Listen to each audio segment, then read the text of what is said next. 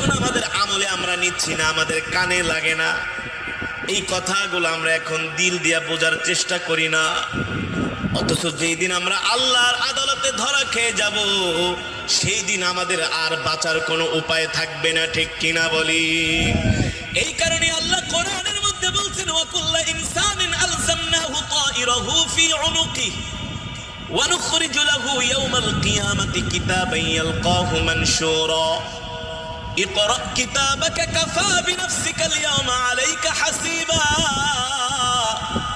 আল্লাহ রাব্বুল আলামিন বলে, বান্দারে, দুনিয়ার জমিনে তুমি যদি আমার সাথে নাফরমানি করো, আমার হুকুম না মানো, আমার গোলামি না করো, এ বান্দা, দুনিয়ার জমিনে যত অন্যায় করবা